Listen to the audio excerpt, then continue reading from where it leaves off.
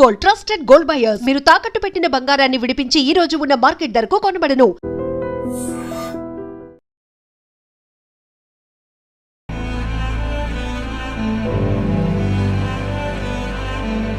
నమస్తే, welcome to I dream. నేను వలి. సరిగ్గా 2 నెలల క్రితం చర్లపల్లి రైల్వే స్టేషన్ సమీపంలో విజయారెడ్డి తన 2 బిడ్డలతో కలిసి ఆత్మహత్య చేసుకున్నటువంటి దృశ్యం, అది చూసిన వాళ్ళ కుటుంబ సభ్యులే కాదండి, చూసిన ప్రతి ఒక్కరు కూడా కన్నీళ్లు పెట్టుకున్నారు. ఏం కష్టం వచ్చింది ఆ తల్లికి, 2 పిల్లల్ని కూడా తీసుకెళ్లి రైల్వే ట్రాక్ మీద రైలుకి ఎదురుగా పడి చనిపోయారు అని చెప్పి చాలా బాధపడ్డ పరిస్థితుంది. ఇప్పుడు విజయారెడ్డి భర్త కొన్ని సంచలనమైనటువంటి ఆరోపణలు చేస్తూ ఉన్నారు. నా భార్య, నా పిల్లల చావుకు తల్లి అలాగే బావమరిది వీళ్లే కారణం, ఎందుకంటే ఇప్పుడు నాకు మొత్తం కూడా తెలుస్తూ ఉన్నాయని చెప్పి ఆయన చాలా బాధతో మాట్లాడుతున్నారు. ప్రస్తుతం నాతోనే ఉన్నారు సురేందర్ రెడ్డి గారు, విజయారెడ్డి భర్త. ఆయన మాటల్లో మనం తెలుసుకుందాం అసలు ఏం జరిగింది, ఆయన అనుమానం ఏంటో తెలుసుకుందాం. ఇప్పుడు ఈ ఘటన జరిగిన తర్వాత చాలా రోజులు కూడా మీరేం మాట్లాడలేదు, పోలీసులు కూడా విచారించారు, వాళ్ళకు కూడా దీని వెనకాల ఎవరున్నారో ఏం తెలియలేదండి. కానీ ఇప్పుడు మీకు ఎందుకు అనుమానం వస్తుంది? వాళ్ళే మీ అత్త, మీ బావమరిది, ఆ కుటుంబం చేసి ఉంటారని చెప్పి అనుమానం మీకు ఎందుకు కలుగుతుంది? ఎందుకు కలుగుతుందా అంటే అది నేను ఒక 20 రోజుల దాకా నాకు అనుమానం రాలేదండి. 25 డేస్ దాకా రాలేదు. ఎందుకంటే చావు అంటే అదంతా కార్యక్రమాలు అయిపోయిన తర్వాత కాశీకి వెళ్ళాము, వచ్చిన తర్వాత నా చెంగచెర్ల హౌస్లో నేను వచ్చినప్పుడు ఒక 2 డేస్ దాకా నేను ఎవరితోటి ఏం మాట్లాడలేదండి.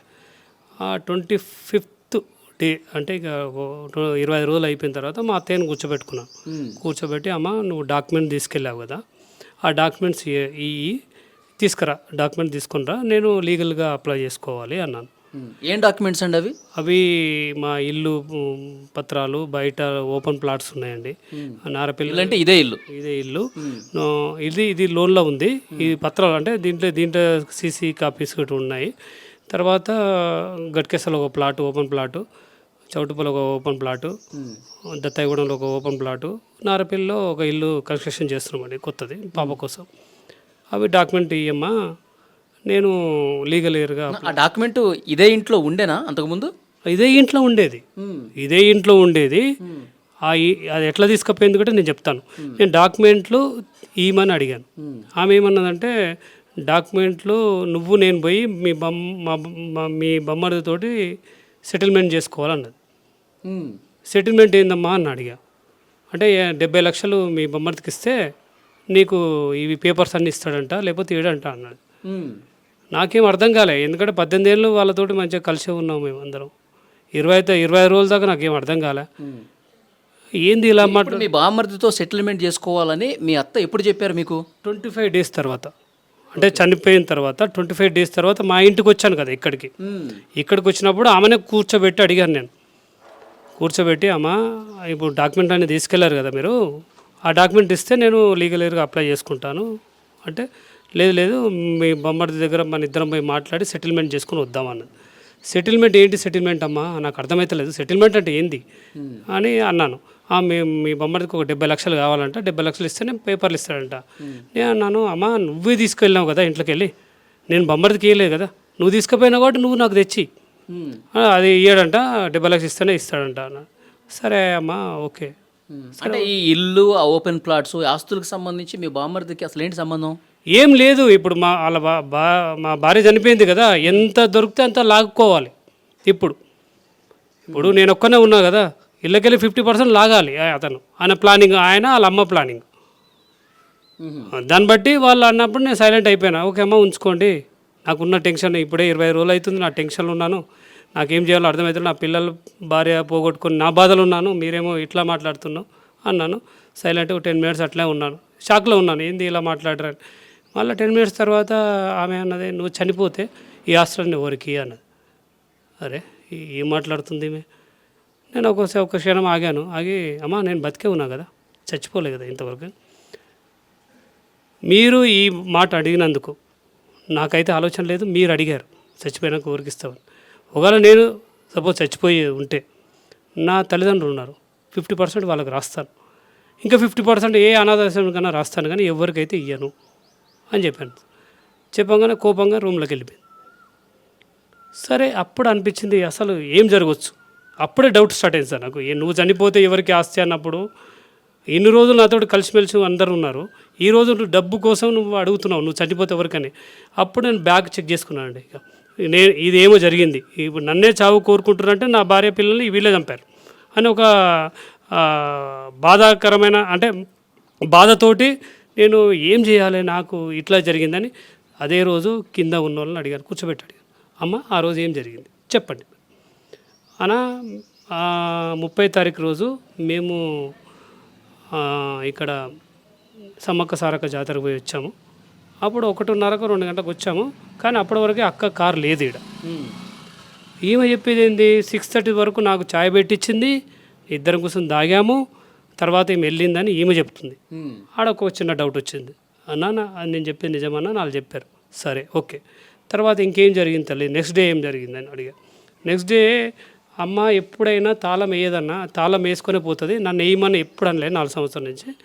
ఫస్ట్ టైం అక్క మీద నిద్రపోతుంది, నువ్వు నీ తాళం వేసేయి అని చెప్పేసిందన్న. ఓకే నేను వేసాను, తాళం వేసానన్న. తాళం వేసినాక తర్వాత 1 గంట 2 గంటల్లో పోలీసులు వచ్చారు, జిఆర్టీ పోలీసులు వచ్చి విజయరెడ్డి ఇల్లు ఇదేనా, విజయరెడ్డి చనిపోయింది అని చెప్పారు. అరే ఇప్పటిదాకా అమ్మ చెప్పింది మీద పండుకుందని, ఇప్పుడే వీళ్ళు వచ్చి చనిపోయారని చెప్తున్నారు ఏందని అమ్మ ఒక థింకింగ్లో వెళ్ళిపోయింది.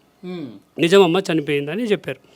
సరే అప్పుడు ఆమెకు డౌట్ వచ్చింది, నాతోటి ఎందుకు వేయించింది ఈమె తాళం నాతోటి ఎందుకు వేయించింది, ఏ రోజు వేయినామే ఈ రోజు ఎందుకు వేయించింది. ఆ తర్వాత గేటుకు గేటుకు అవతలంగా ఎవరు రాకుండా అది దాని గిట్ట ఒకటి ఉంది. ఇప్పుడు తాళం రోజు ఆమె వేసుకొని పోతుంది, అది ఒక తాళం మా వైఫ్ దగ్గర ఉంటుంది, ఒక తాళం మా అత్తయ్య దగ్గర ఉంటుంది. ఆ తాళం గిట్ట రైల్వే పోలీస్ వాళ్ళకి ఏదైనా దొరికిందేమో అనుకొని ఈమె వేరే వాళ్ళు తాళం వేయించింది. వేరే తాళం వేసే ఓపెన్ కాదు కదా, ఇక చనిపోయింది. ఇక నెక్స్ట్ డే మళ్ళీ అడిగాను, ఈ డబ్బు గోల్డు ఈ పేపర్సు ఏమైంది, ఆ రోజు ఏం జరిగింది, మళ్ళీ వాళ్ళని అడిగాను ఆ రోజు ఏం జరిగింది అనా. బాడీస్ వెళ్ళిపోయిన తర్వాత 3 గంటల సేపు ఉన్నారన్న వాళ్ళు. ఉండి ఊరికి ఒక డబ్బా పంపించారు.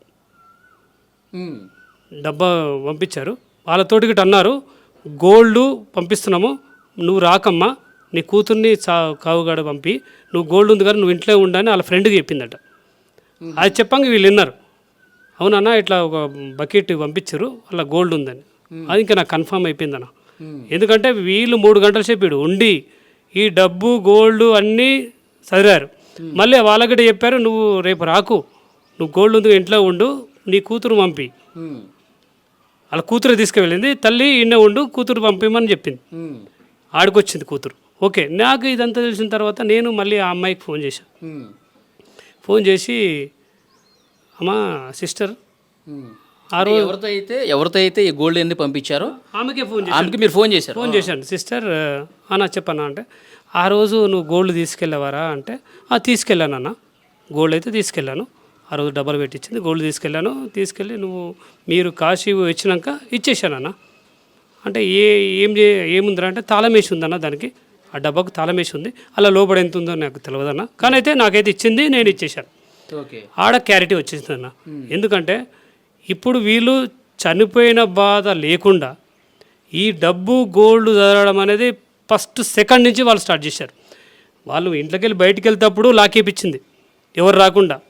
ఈడ కింద బాడీస్ ఉన్నప్పుడు లోపలికి ఎక్కకుండా ఆ మెట్ల మీదనే కూర్చుంది, ఎవరిని పోకుండా.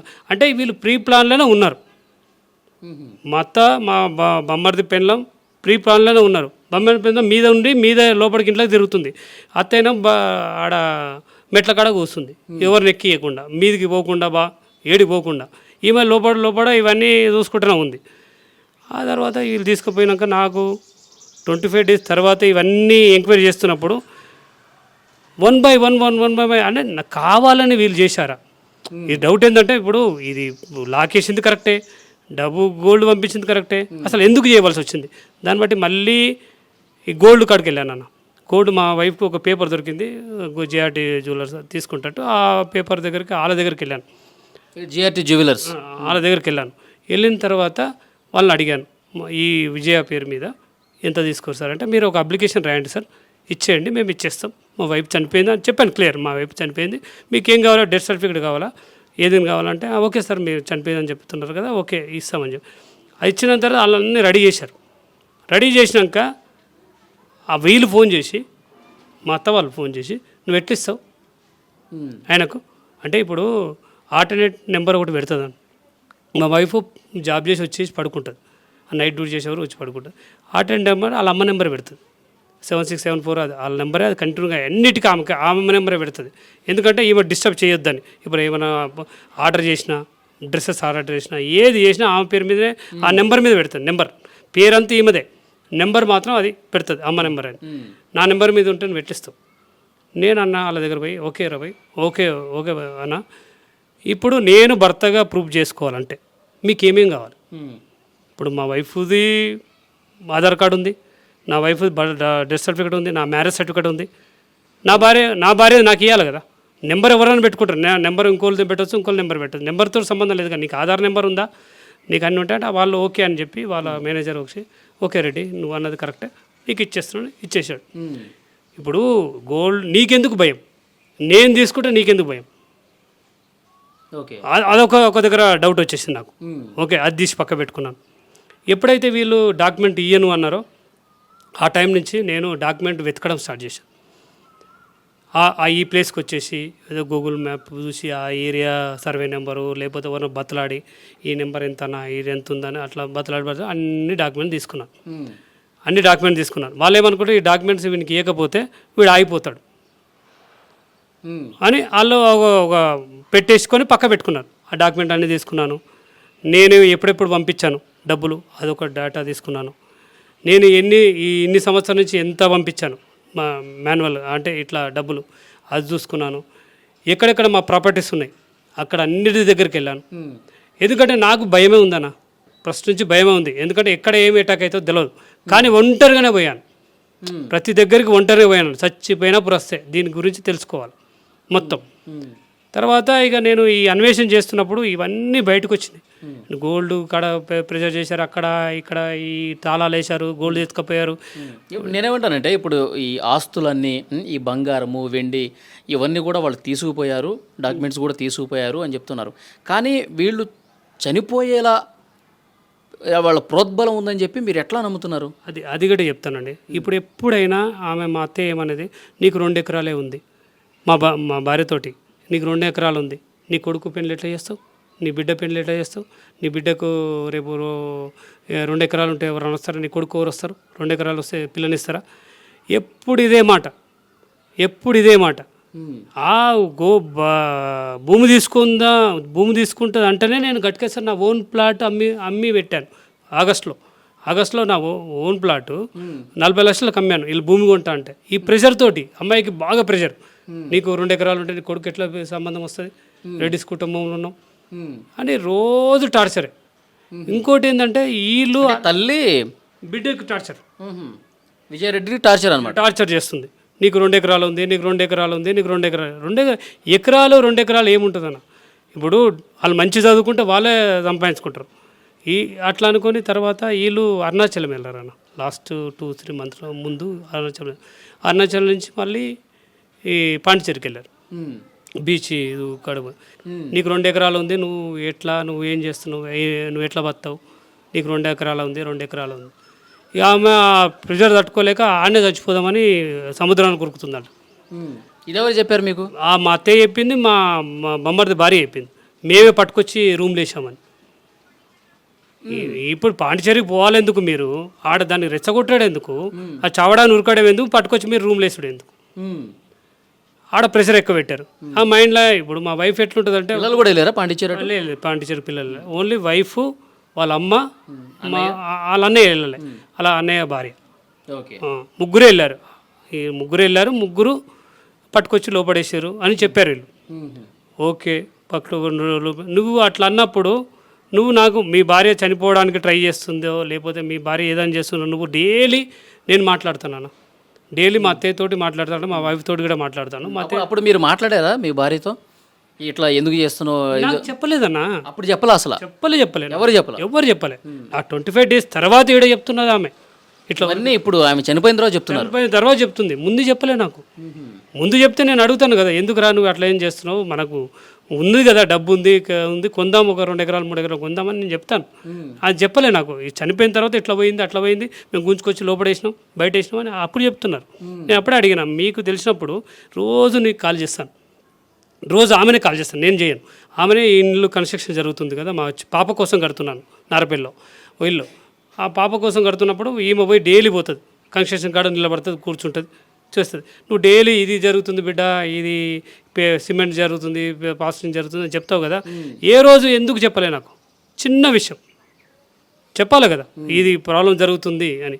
కానీ దీని ఇంకా 6 నెలల నుంచి దీనికి టార్చర్ ఉంది. 6 నెలల నుంచి దీనికి, 6 నెలల సంవత్సరం నుంచి దీనికి ప్రెషర్ పెడుతూనే ఉన్నారు. ప్రెషర్ పెట్టి ఇంట్లో ఒక 2-3 డేస్ ముందు ఏదో బాగా ఏడ్చారట పిల్లలు. అది ఎందుకు ఏడ్చారు గిట్ట మనకు తెలియదు, ఎందుకంటే అది గిట్ట నాకు చెప్పలే. ఇప్పుడు మా వైఫ్ మా పిల్లలతో మీరు దుబాయ్ నుంచి రెగ్యులర్గా మాట్లాడుతూనే ఉంటారు కదా, ఏమ్మా ఇవాళ ఎట్లా క్లాసులు ఎట్లా జరిగినాయి? అట్లా మాకు హాస్టల్ ఉన్నప్పుడు మాట్లాడడానికి ఉండదు సార్. హాస్టల్లో ఉన్నప్పుడు కాకపోయినా తర్వాత ఇంటికి వస్తే ఖచ్చితంగా మాట్లాడతాను. ఇంటికి వస్తే మాట్లాడితే పాప చెప్తుంది, ఓకే సార్ డాడీ, ఈసారి ఐఐటి మంచి మార్కులు వస్తాయి, నాకు ఏం కాదు. ఇంట్లో విషయాలు ఏం చెప్పదా పాప?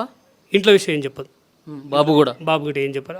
వాళ్ళ ఇంట్లో విషయాలు ఉన్నప్పుడు వాళ్ళు డిస్కషన్ చేయరు. ఇప్పుడు వచ్చేది ఒక సంక్రాంతికి ఒక 10 రోజులు, వీళ్ళకు హాలిడేస్ ఒక 5 రోజులు 10 రోజులు అట్లా వచ్చిపోతారు కదా, అప్పుడు బాగానే ఉంటారు వీళ్ళు. ఇప్పుడు మీరు చెప్తున్నట్టు వాళ్ళు నిజంగా అంత టార్చర్గా ఫీల్ అయితే పిల్లల్ని కూడా తీసుకెళ్ళి రైల్వే ట్రాక్ మీద వెళుతున్నప్పుడు అసలు వాళ్ళు ఎంత కృంగిపోయి ఉంటారు. ఆ టైంలో కూడా డాడీ గుర్తుకు రాలేదా పిల్లలిద్దరికి? అదే ఇప్పుడు వాళ్ళు, మా వైఫ్ హాస్టల్కి వెళ్ళింది, హాస్టల్ ప్రిన్సిపల్ మాట్లాడాను, వాళ్ళ క్లోజ్ ఫ్రెండ్ మా అబ్బాయి క్లోజ్ ఫ్రెండ్ తోటి మాట్లాడాను. ఏమైంది నాన్న ఆ రోజు పరిస్థితి ఏమైంది అంటే, ఆ రోజు మా వైఫ్ పోయినప్పుడు మా అబ్బాయి వాళ్ళ ఫ్రెండ్కి చెప్పిండంట, నేను తులిప్స్లో బిర్యానీ తినడానికి వెళ్తున్నారా, నేను తిన్నాక నీకు ఒకటి తీసుకొస్తా అని చెప్పాడంట. వానికి అప్పటిదాకా నేను చనిపోతున్నా ఫీలింగ్ లేదు కదా. ఓకే, తర్వాత పాప దగ్గర పోయినప్పుడు ఆ విజువల్ చూసినప్పుడు మమ్మీని చూడగానే నవ్వుతుంది. నవ్వుగానే అమ్మ వచ్చిందిగా బిర్యానో కేకో ఏదో తినిపిస్తుంది, కేకో చాక్లెటో ఇస్తుంది హాస్టల్ దగ్గర. ఆ తర్వాత వాళ్ళు తీసుకొని ఆల్రెడీ రైల్వే స్టేషన్ దగ్గరకు వచ్చింది. ఇంకోటి నా డౌట్ ఏంటంటే, వాళ్ళకు ముందే తెలిసి ఉంటే మా అబ్బాయి వాటర్ తీసుకోవడానికి వెళ్ళాడు ఓ స్టా దగ్గరికి, వానికి చనిపోతున్నా అనుకుంటే వాడి మంచి టాలెంటెడ్, వాడు ఎట్లైనా కాపాడగలుగుతాడు, వాళ్ళకు చెప్తాడు కదా. వీళ్ళు మధ్య నిలబడ్డారు, నేను విజువల్ చూసినప్పుడు వీళ్ళు మధ్య నిలబడ్డారు, వాకింగ్ పోయి ఆడ స్టా దగ్గర తీసుకున్నాడు వాటర్ బాటిల్. మనకు నిజంగా తెలిసి ఉంటే వాడు ఏదో ఇంటిస్తాడు కదా, అన్న దండం పెడతాను జర కాపాడన్నా ఏదో అంటాడు కదా. మనకు అప్పటిదాకా తెలియదని నేను అనుకుంటున్నా. ఆ తర్వాత లాస్ట్ స్టేజ్ పోయి రారా చెప్పిందేమో. ఓకే అన్న, నాకు డౌట్, ఓకే నా వల్ల ఏమైనా మా వైఫ్ ఇబ్బంది పడితే, వాళ్ళ అమ్మ ఉంది వాళ్ళ అన్న ఉంది, వాళ్ళిద్దరు చిన్నప్పటి నుంచి పెంచినా అంటున్నారు. ఓకే, పెంచారు వాళ్ళే. మరి నా భార్య వాళ్ళ మీద నమ్మకం ఎందుకు ఉంచలే, పిల్లలు ఎందుకు ఇచ్చిపెట్టిపోలే? అంటే నాకు వచ్చే టార్చర్ ఇది ఉంది, నా పిల్లలు ఇంకా ఎక్కువ టార్చర్ పెడతాను, దాన్ని భయపడదు కదా. ఇప్పుడు డాడీ ఉన్నది దూరం ఉన్నాడు, ఆయన వచ్చేది తక్కువ, ఆ దూరంలో వీళ్ళనేం చేస్తారు అనే భయం ఉంది కదా. అందుకే నాతోటే నా పిల్లలు కూడా తీసుకుపోతారు, రేపు పొద్దున్న నాకు అనాథగా కావద్దు అని అనుకుందేమో. ఇప్పుడు నా మీద నమ్మకం లేదన్నా, నేను దూరంగా ఉన్నాను అనుకో, వాళ్ళమ్మ వాళ్ళ అన్న దగ్గరనే ఉన్నారు కదా.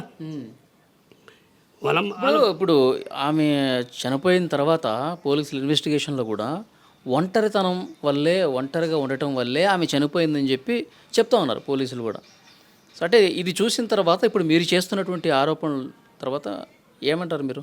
అన్న, ఇప్పుడు ఒంటరితనం అనేది ఈ రోజు ఒంటరితనం కాదు కదా. 18 ఏళ్ళు మేము లైఫ్ జర్నీ, ఈరోజు 1 ఇయర్లో ఒంటరితనం వచ్చి ఈ రోజు చనిపోతుంది అనేది నేను తప్పు, నేను తట్టుకోలేను దాన్ని విషయంలో. ఎందుకంటే ఇప్పుడు మా జర్నీలో 18 సంవత్సరాల మా లైఫ్ జర్నీలో ఈ 1 ఇయర్లో ఒంటరితనం రాదు కదా. ఈ 1 ఇయర్లో ఒంటరితనం రాదు. వీళ్ళు కేసును డైవర్ట్ చేశారు, వాళ్ళు ప్రెషర్ పెట్టారు, 100% ప్రెషర్ పెట్టారు. అది బయటికి రాకుండా ఒంటరితనము, ఆయన దూరం ఉండు, ఆయన దగ్గర ఉండు అనే మాటలతోటి డైవర్ట్ చేసి పక్కన నూకేశారు. నా ఆలోచన ఇప్పుడు అన్ని. ఇప్పుడు మీ అత్తగారు, మీ బామ్మర్ది, వాళ్ళ భార్య వీళ్ళందరూ టార్చర్ పెట్టారని చెప్పడానికి ఏంటి ఆధారం ఏముంది? అసలు పోలీసులు కూడా దొరకలేదు కదా వాళ్ళు టార్చర్ పెట్టింది. టార్చర్ పెట్టకపోతే ఆ అరుణాచలం పోయి ఆడ ఎందుకు ఈమె చావడానికి పోతుంది? ఇంకో అనుమానం ఏంటంటే, నాకు నన్నే టార్చర్ పెడుతురు కదా. ఇప్పుడు నువ్వు ఎప్పుడు వస్తావు, ఇదంతా నాకే ఇంత టార్చర్ పెట్టినప్పుడు వాళ్ళకి ఎందుకు పెట్టారు? ఇంకోటి కూడా చెప్తానా, టార్చర్ పెట్టడానికి కారణం ఇంకోటి ఉంది. ఆమె అమ్మాయితోటి 60 లక్షలు లోన్ తీసుకోమని చెప్పారు, పర్సనల్ లోన్. ఆమె వైఫ్ నాకు చెప్పింది, ఎవరు చెప్పారు తీసుకోమని? వాళ్ళ అమ్మ ఓకే. 60 లక్షలు లోన్ తీసుకోమని చెప్పింది. 60 లక్షలు లోన్ చెప్తే నాకు చెప్పింది ఫోన్లో మాట్లాడినప్పుడు 60 లక్షలు లోన్ తీసుకోమంటుంది మమ్మీ అని. వద్దమ్మా, 60 లక్షలు వద్దు, ఎందుకంటే ఆల్రెడీ మనం 20,000 ఈఎంఐ కట్టాలి, మనకే అప్పు ఉంది, నీ జాబ్ పర్మనెంట్ లేదు, నా జాబ్ పర్మనెంట్ లేదు. 20 లక్షలు అంటే 60,000 కట్టాలి పర్ మంత్. మన నుంచి కాదు తల్లి, వద్దు, మనకి ఇప్పుడు అవసరం కూడా లేదు, ఇప్పుడు పిల్లలు చదువులో ఉన్నాయి, ఇప్పుడు మనం అప్పులు తీసుకొని చేసుకుంటే మనకు అవసరం లేదని చెప్పి అదే ముచ్చట చెప్పేసింది. మళ్ళీ గట్కేశ్వర్లో ప్లాటు ఓపెన్ ప్లాట్ ఉంది నాకు, అది షాప్ చేయడానికి వెళ్ళింది. అప్పుడు ఏం చేశా, నా దగ్గర పనిచేసే అబ్బాయి ఆ పక్కనకి ఇల్లు కట్టుకొని ఉన్నాడు. ఆ అబ్బాయి నాకు చూసి మా సార్ది కదా అని నాకు డైరెక్ట్ ఫోన్ చేశాడు, సార్ మీ ప్లాట్లో ఎవరో వచ్చి క్లీన్ చేస్తారు సార్ అని. అరే నా ప్లాట్లో ఎవడో వచ్చి క్లీన్ చేస్తాడని నేను ఎప్పుడే అమ్మటే ఆమెకు కొట్టా, ఫోన్ కొట్టా, మా అత్తయ్య కొట్టా. అమ్మ ఏడున్నారు అన్న అంటే గట్కేశ్వర్ ప్లాట్ దగ్గర ఉన్నా. ఆడేముందమ్మా అన్న, షాప్ చేస్తున్నాం. ఎందుకమ్మా షాప్ అని అడిగా, ఇట్లే బాధ అన్నప్పుడు అమ్మడానికి. ఎందుకు మనకే అవసరం అమ్మడానికి అని, వద్దమ్మా మీరు దాని దగ్గర టచ్ చేయకండి అని. ఎవరి పేరు మీద ఉంది అది ప్లాట్ మా వైఫ్ పేరు మీద ఉంది. అన్నీ మ్యాక్సిమం నా వైఫ్ పేరు మీద పెట్టుకుంటానండి, ఎందుకంటే నేను ఏడుండా, ఆమె అక్కడి నుంచి డబ్బులు పంపించినాయి ఇవి ఉన్నా, ఆమె ఉంటుంది కాబట్టి దగ్గర ఉంటుంది కాబట్టి అన్నీ ఆమె పేరు మీద చేసేస్తాను నేను. నా మీద ఏది పెట్టుకుని, నా మీద ఒక ప్లాట్ ఉంటే ఒక ప్లాటు జనవరిలో అది మేలో అమ్మిపించారు, మేలో భూమి కొంటామని అమ్మాం, అయిపోయింది కదా. మళ్ళీ వైఫ్ ఫోన్ చేసి, అరే పాపకి ఇద్దాం అనుకున్నాం కదమ్మా, ఇది ఎందుకు అమ్ముతున్నావు, వద్దమ్మా అన్న. సరే అని అన్నది. వాళ్ళ అమ్మకి చెప్పేసి నేను అమ్మనని. ఆ తర్వాత ఇల్లుకు బేరం పెట్టింది మళ్ళీ ఆమెనే, పుష్పమ్మ మా అత్త ఇల్లుకు బేరం పెట్టింది. అరే ఇల్లుకు బేరం పెట్టి మా ఫ్రెండ్ ఫోన్ చేశారు, అరే ఇల్లు ఎందుకు అమ్ముతున్నారా మీరు, కాలనీలో మంచి కాలనీ ఉంది, మంచి ప్లేసు, మీరు ఇల్లుకి ఎందుకు అమ్మవలసి వచ్చిందంటే, మళ్ళీ మా వైఫ్ ఫోన్ చేసి అరే ఏం జరుగుతుందిరా ఇక్కడ, ఒకటి వద్దంటే ఒకటి వద్దంటే అమ్మ ఏమంటుంది, పీజీ కడదామంటుంది. అమ్మ పీజీ కాలంలో నడుస్తలేదమ్మా, పీజీ కట్టడం వేస్ట్రా, ఈ ఇల్లు దగ్గర పోకండి, మంచి ప్లేస్ ఉంది, మంచి ఏరియాలో ఉంది, వద్దని చెప్పి ఓకే అని చెప్పింది. ఈ విషయం ఎటో తెలిసింది నాకు 20 రోజుల తర్వాత ఇక్కడ కూర్చున్నప్పుడు, మా బిడ్డకు 60 లక్షలు లోన్ పెట్టమంటే పెట్టలే. అప్పుడు అర్థం సింక్ అయింది నాకు, అంటే నువ్వు పెట్టమంటే ఇవి పెట్టలే, మళ్ళీ ప్లాట్ అమ్మనీయలే, ఇల్లు అమ్మనీయలే, పీజీ కడదామంటే. అంటే వీళ్ళ ప్లానింగ్ ఏంటంటే నా మీద నా భార్య మీద ఏ ఆస్తులు లేకుండా చేసి ఒక ప్లేస్కి తీసుకెళ్ళి ఆ ప్లేస్లో వాళ్ళ పేరు మీద చేసుకొని మనం బయట నూకాలని ప్లాన్ చేశారు. ఇప్పుడు నేను ఇంకోటి కూడా చెప్పాను, ఓకే నీకు పీజీ కట్టాలనే మీ అమ్మ వాళ్ళు చెప్పినప్పుడు ఓకేరా పీజీ కడదాం. ఇప్పుడు నారపల్లిలో ఒక ఇల్లు నడుస్తుంది కన్స్ట్రక్షన్లో, పాప కోసం చేస్తున్నాం, సరే అది కంప్లీట్ అయిపోయాక అదొక అమ్మితే 80 లక్షలు వస్తాయి. ఫస్ట్ 80 లక్షలు తీసుకొని మేడిపల్లిలో ఒక ఓపెన్ ప్లాట్ కొన్న తర్వాత ఆలోచిద్దాం, ఈ ముందు అమ్ముకొని దగ్గర పెట్టుకోవడం కాదురా, ఫస్ట్ అది చేద్దాం అన్న. ఓకే అని ఇక ఆడికి ఆగిపోయింది. ఇప్పుడు వాళ్ళ ఉద్దేశం ఏంటంటే మేము చెప్పింది చేయనిస్తలేడు, ఎందుకంటే మాకు ఒక ఆలోచన ఉంది కదనా. ఇప్పుడు మాకిట ఒక 5 సంవత్సరం మేము ఇద్దరం కష్టపడితే పిల్లలు ఇద్దరు బీటెక్ అయిపోతుంది, తర్వాత జాబ్లోకి వెళ్ళిపోతారు, మనం ఇంటికి వచ్చి ఏదో సెట్ చేసుకుందామని. ఇప్పుడు మార్చిలో వాళ్ళని తీసుకుపోవడం కారణం అదే, పిల్లలు పెద్దగా అయ్యారు, కొంచెం ప్లేస్ చూస్తే కొంచెం కొత్త ధనం కనబడుతుంది అనే ఉద్దేశంతో మార్చిలో ప్లాన్ చేశాను. మార్చిలో ప్లాన్ చేసిన తర్వాత మా వైఫ్ని కూడా అక్కడనే ఉంచుకుందామని అనుకున్నాను, వేరే జాబ్ చూసుకొని ఐటీ జాబ్ చూసుకొని ఆడ పెట్టుకుందాం అనుకున్నాను. ఎందుకంటే పిల్లలు పెద్దగా అయిపోయారు, ఇప్పుడు వాళ్ళు మనం ఉన్నా లేకున్నా వాళ్ళు హాస్టల్లో ఉంటారు, నడిచిపోతుంది. ఎప్పుడన్నా కావాలంటే విజిటింగ్ వీజాలో ఏదో పెట్టేసి దాన్ని ఆడ తీసుకొని 2 మంత్ 1 మంత్ ఉండి వాళ్ళు రిటర్న్ వస్తారు. మా ప్లానింగ్ ఇద్దరం చేసుకున్నాం కాబట్టి వాళ్ళ అమ్మకి ఏం చెప్పింది, మేము ఇప్పుడు నువ్వు ఈ పాండిచేరికి వస్తేనే ఇంత ఖర్చు అయితే అంటున్నావు, రేపు దుబాయ్కి నేను తీసుకుపోతున్నాను, నేను అప్పుడు ఎంత ఖర్చు అవుతా అంటావా అన్న. మేమిద్దరు అనుకోకుంటే ఆమెకు దుబాయ్ ఎట్లా తెలుసు, నా ప్లానింగ్ ఉంది కదా, నేను దుబాయ్కి తీసుకుపోతాను మార్చాను, నేను మా వైఫ్తో డిస్కస్ చేసినప్పుడే కదా. ఇవన్నీ జరుగుతున్నప్పుడు ఈ మనిషికి ఏంటంటే ఇదంతా డబ్బు ఉంది, ఇది ఉంది, వీళ్ళు ఎక్కడ వెళ్ళిపోతారు. ఇప్పుడు దుబాయ్కి వెళ్ళిపోతే మళ్ళీ రావడానికి కష్టమవుతుంది. నా ప్లానింగ్ నాకుంది, ఎందుకంటే అక్కడ జాబ్ చూసి నా భార్య నా దగ్గర ఉండాలని నేను అనుకున్నాను. ఇన్ని రోజులు దూరం ఉన్నాం, పిల్లలు పెద్దగా వచ్చి ఇప్పుడు చిన్నగా ఉన్నప్పుడు తీసుకుపోవచ్చా, కానీ చిన్నగా ఉన్నప్పుడు తండ్రి లేడు, తల్లి లేకపోతే వాళ్ళు ఒక క్రమశిక్షణ పెరగరు అని ఆమె అమ్మాయి జాబ్ చేస్తానని చెప్పింది. ఇంకోటనా ఈ విషయంలో నేను పెళ్లి చేసుకున్నప్పుడు అమ్మాయి ఇంటర్మీడియట్ చదివి నాకు పెళ్లి చేసుకున్నాను. తర్వాత నేను వైఫ్కు నేను చదివించాను అన్న, బీటెక్ చేయించాను. ఈరోజు నా కూతురు టీం లీడరు ఇంకేదో చెప్తున్నా అంటే దాన్ని ఇంకా కష్టం నాది ఉందన్న. అప్పట్లోనే మేనేజ్మెంట్ సీట్లో 6 లక్షలు పెట్టి చదివించాను అమ్మాయికి. ఓకే. ఈరోజు నువ్వు మా కూతురు టీం లీడరు, నేను ఎన్ని సంపాదిస్తుందంటే నేను తక్కువ సంపాదిస్తుంటాను, నేను 70,000 సంపాదిస్తుండొచ్చు, నా వైఫ్ ₹1,00,000 సంపాదిస్తుండొచ్చు. కానీ ఆ కష్టం ఓడదన్న నాదే కదా, నేను చదివిస్తేనే కదా ఆమె డబ్బు సంపాదించేది. ఎప్పుడైనా ఆ తేడా చూపెట్టేదన్న, నీ భర్త తక్కువ వస్తుంది, నీకు ఎక్కువ వస్తున్నాయి. ఇది ఏదంటే ఆమెకు ఎప్పుడు ఏదో ఒకటి చెయ్యాలి. ఓకే. సో ఫైనల్గా చెప్పండి, ఇప్పుడేమో ఆమె చనిపోవటానికి మీ పిల్లలు కానీ మీ భార్య కానీ చనిపోవటానికి వాళ్ళు రెచ్చగొట్టడం వల్లే, వాళ్ళ వేధింపుల వల్లే చనిపోయింది. ఎందుకంటే ఇప్పుడు ఈ డబ్బు తీసుకున్నారు, బంగారం తీసుకున్నారు, వెండి తీసుకున్నారు, ఆస్తులకు సంబంధించిన డాక్యుమెంట్స్ అన్నీ కూడా వాళ్ళ దగ్గరే పెట్టుకున్నారు కాబట్టి మీకు అనుమానం వచ్చింది చెప్తున్నారు. సో ఫైనల్గా మీరు ఏం కోరుకుంటున్నారు? మీ అనుమానం ఉంది కాబట్టి మీరు పోలీస్ కేసు ఏమైనా ఫైల్ చేసే అవకాశం ఉందా? దీని మీద ఇంకా విచారణ జరగాల్సిన అవసరం ఉందని భావిస్తున్నారా? ఏం కోరుకుంటున్నారు మీరు? నేనేమనుకుంటున్నా అంటే అండి, మా భార్య నా పిల్లలు ఎట్లా చనిపోయారు అనేది నాకు కావాలి. వాళ్ళు దేనివల్ల చనిపోయారు అది నాకు తెలుసుకోవాలని ఎన్ని రోజులైనా కొట్లాడుతానండి దీని గురించి. ఎవరు దోష అయితే వాళ్ళు కంపల్సరీ శిక్ష అనుభవించాలి. ఎందుకంటే నేను పడే బాధ ఎవరికి రావద్దు. ఆ శోభ అనేది చెప్తే నాకు వస్తలేదు, కానీ కళ్ళు మూస్తే వాళ్ళే కనబడతారు, కళ్ళు తెరిస్తే వాళ్ళే కనబడతారు. ఇంకోటి సార్, ఇప్పుడు వీళ్ళందరూ కలిసి ఇప్పుడు నన్ను ప్రెజర్ పెట్టి, నేను పిఎస్లో ఒకటే కంప్లైంట్ చేశాను, వీళ్ళ అనుమానం ఉంది వీళ్ళ మీద, నాకు థ్రెడ్ ఉంది కాబట్టి మీరు రక్షణ ఇవ్వండి. ఎందుకు థ్రెడ్ ఉంది అని కూడా చెప్తాను. ఎందుకు థ్రెడ్ అంటే రైల్వే పోలీస్ స్టేషన్ దగ్గర నన్నే బెదిరించాడు డైరెక్ట్. ఎవరు? మా బొమ్మడిది. నిన్ను చంపేస్తాను, చిరంజీవి రెడ్డి నన్ను బొమ్మడిది నిన్ను చంపేస్తాను బెదిరించాడు. బెదిరించినప్పుడు నాకు ఒక సంస్థ ముందే బెదిరించినప్పుడు నువ్వు బయట బెదిరేవే కాదు, నీ మనసులో 10 మంది తిప్పుతావు, ఎప్పుడు అటాక్ చేస్తావో తెలియదు. నాకంటే రక్షణ కావాలి కదా. ఎందుకు బెదిరించాడు ఆయన? ఏం కారణం ఉంది? ఏం కారణం అంటే ఇప్పుడు నేను ఇవన్నీ ఇస్తలేను, డబ్బు అడుగుతున్నాను కదా, డబ్బు అడుగుతున్నాను, గోల్డ్ అడుగుతున్నాను, డాక్యుమెంట్లు అడుగుతున్నాను. ఇవన్నీ అడగకపోతే, నేను ఒక్కరు లేకపోతే నాకే అవుతుంది అని అనుకుంటాడు కదా. ఇప్పుడు నేను ఒక్కరు లేననుకో అడుగుతూ ఎవరు ఉండరు కదా. అందుకే నా మీద స్కెచ్ ఒకటే నేను చెప్పేది ఏంటంటే, ఇంకా ఇంకోటి సార్, ఇప్పుడు నా పేరు మీద నా కారు తీసుకొని దగ్గర పెట్టుకున్నాడు. ఓకే, అది జిఆర్టీ పోలీసుల దగ్గర పోయి ఏదో కథ చెప్పి తీసుకొచ్చుకున్నాడు. కానీ ఇప్పటికిట నా పేరు మీద ఉన్నది ఆయన దగ్గర ఉంది. రేపు పొద్దున అదే యాక్సిడెంట్ అయ్యి ఏదైనా అయితే నా మీద కేసు వస్తుంది కదా సార్. ప్రాబ్లం నాకే వస్తుంది కదా, ఆర్సీ నా మీదనే ఉంది కదా, ప్రాబ్లం నా మీద ఉంటుంది కదా. ఏదైనా సార్, ఇప్పుడు నేను చెప్పేది ఒకటే లాస్ట్, నేను డబ్బు గురించి ఎప్పుడు ఆలోచించలేదు. డబ్బు గురించి ఆలోచించే 18 ఏళ్ళలో వాళ్ళని అడిగి డబ్బులు ఇచ్చి నేను అడగకపోలేదు కదా. ఈ రోజు దాకా వాళ్ళకు ఏం డబ్బు ఖర్చు పెట్టారమ్మా, ఎక్కడ పెట్టారని ఇంతవరకు అడగలేదు నేను. ఓకే, మా భార్య ఉంది కాబట్టి ఆమె చూసుకుంటుందనే ఉద్దేశంతో నేను ఎప్పుడు అడగలేదు, డబ్బు గురించి అడగలేదు. ఈ రోజు కూడా డబ్బు గురించి అడగకపోదు, వీళ్ళందరూ నువ్వు ఎప్పుడు వస్తావనే ఉద్దేశం అడిగినప్పుడే నీవన్నీ క్రాస్ చెక్ చేసుకున్నా. లేకపోతే నేను డబ్బు గురించి ఆస్తి గురించి అడుగుతాను కాదు. నాకు డాక్యుమెంట్లు ఇస్తే నేను లీగలైజ్ చేసిన తర్వాత నేను బెటర్ చేద్దామనుకున్నా వాళ్ళకు.